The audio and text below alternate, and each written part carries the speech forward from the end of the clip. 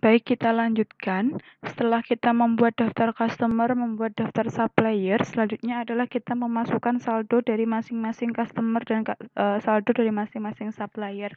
Sehingga nanti ketika ada pelunasan, data untuk masing-masing customer dan supplier untuk nilai piutang dan nilai utangnya dapat otomatis berkurang. Untuk memasukkan saldo awal bisa melalui dua cara, yaitu setup, isi setup assistant, kemudian sales ini untuk mengisikan saldo customer dan purchase untuk mengisikan saldo supplier. Tapi cara kedua yaitu melalui setup balance, kemudian di sini adalah customer balance untuk kita mengisikan saldo customer dan supplier balance untuk mengisikan saldo dari supplier kita. Sudah, kita toko Angel Benua Kencana Serasi. Di sini total yang harus kita masukkan adalah 57.200.000. Kalian lihat di daftar customer, kemudian lihat di saldo. Di situ benar adanya dari toko Benua, Serasi, Angel dan Kencana adalah totalnya 57.200. Kita masukkan caranya add sales, kemudian customer name-nya kita mulai dari yang paling awal yaitu Toko Benua Jaya. Kita masukkan Toko Benua Jaya. Use customer. Termnya ini sudah benar 1.10.30. Kemudian kalau ada nomor invoice-nya kita masukkan, kalau tidak kita lewatkan saja. Tapi karena ini ada Toko Benua Jaya, nomor fakturnya adalah FPC 11-10.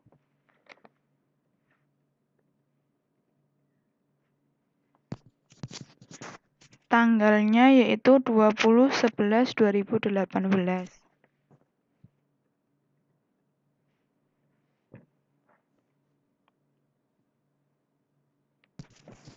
Pre-conversion sale adalah pertama kali menggunakan Mayop. Jadi saldo ketika kita pertama kali menggunakan Mayop.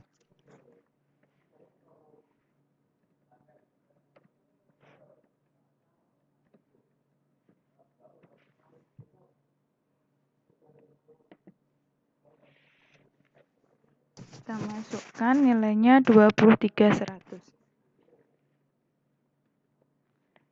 Ini kodenya adalah kita milih NT karena kalau VIT berarti 23.100 itu total dari nilai piutang, terus kemudian dikenakan pajak 10%. Padahal menurut catatan kita 23.100 itu adalah nilai piutangnya. Kalau kita pisah antara nilai PPN-nya, itu berarti yang satunya adalah nilai penjualan, yang satunya adalah nilai PPN. Sedangkan untuk piutang adalah gabungan dari nilai PPN dan nilai penjualan. Jadi kita pilih dia NT. Kemudian kita record.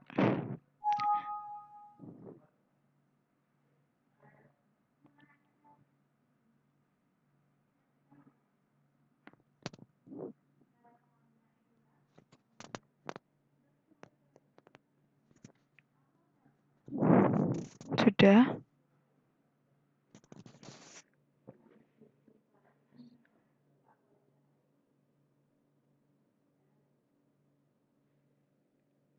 Kita masukkan. Oke.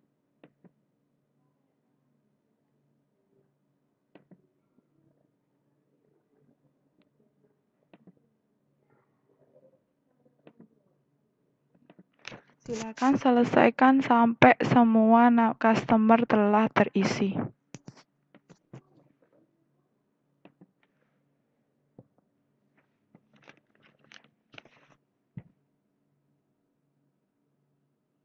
Nah.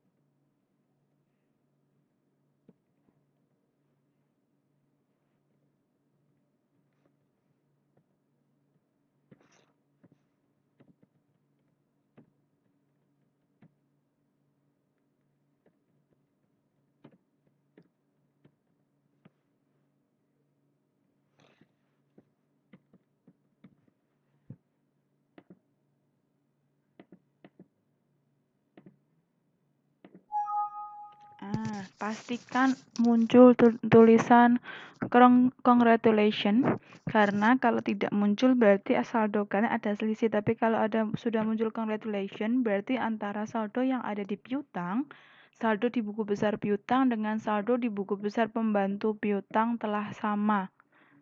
Jadi tidak akan ada ditemukan selisih nanti ketika ada pelunasan, hutangnya semua sudah lunas tapi ternyata di buku pembantu kurang. Nanti tidak akan ditemukan seperti itu. Jadi ini sudah match, sudah cocok antara buku besar piutang dan juga buku pembantu piutang. Kemudian kita lanjutkan ketika salesnya sudah, maka kita lanjutkan ke setup balance, kita masukkan untuk yang supplier. Supplier juga ada 3. Suppliernya ada 3, PT Nusa Indah, Dian Persada, Mekarsari. Sedangkan yang punya saldo adalah PT Nusa Indah dan PT Dian Persada. Ini sama halnya seperti tadi, kita add purchase, kemudian kita pilih PT Nusa Indah, ya supplier, kemudian sama 2, 10, 30 kan. Kemudian kita masukkan untuk tanggalnya, pre-ordernya nggak usah diisi karena memang tidak ada tertera nomor pre-ordernya. Tanggal fakturnya adalah 8, 10, 18, 10, 2018. Kemudian supplier invoice-nya NP.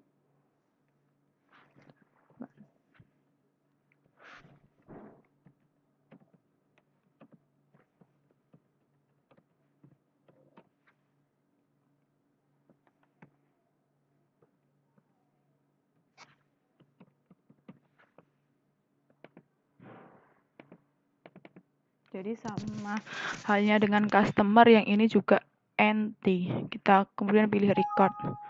Oke. Lanjut yang kedua, PT Dian Persada. Nah, ketika kalian ini sudah ngeset untuk buying details, di buying detail tadi in a given of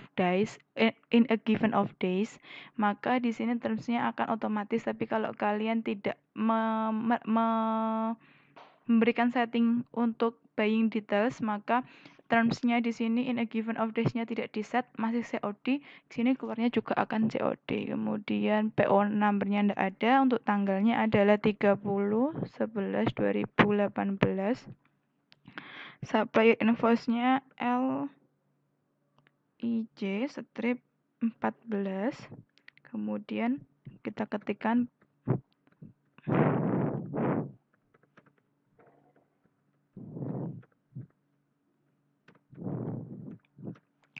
untuk saldonya adalah 33. Pastikan di sini juga kita pilih NT. Kemudian kita record. Di sini juga muncul congratulations lagi. Jadi your total outstanding purchase equal the balance of your link payable account. Jadi di sini saldo buku besar sudah sama, saldo buku besar utang sudah sama dengan saldo buku besar pembantu utang. Klik OK. Record. Sini out of balance-nya dipastikan telah 0. Sampai di sini bisa dipahami. Silahkan ketika kemarin pengerjaannya masih ada yang salah, bisa diganti, dicocokkan. Kalau kalian sudah input, terus ada kesalahan nominal, yang dapat kalian lakukan adalah kita masuk ke account, kemudian transaction journal. Di sini masukkan tanggalnya, kita anggap saja tanggal 1/1/2018. Kita lihat. Kalau salah, berarti kalian harus hapus jurnal ini. Misal ini salah, kalian hapus, edit, delete cell, kemudian kalian ulangi input seperti langkah yang tadi.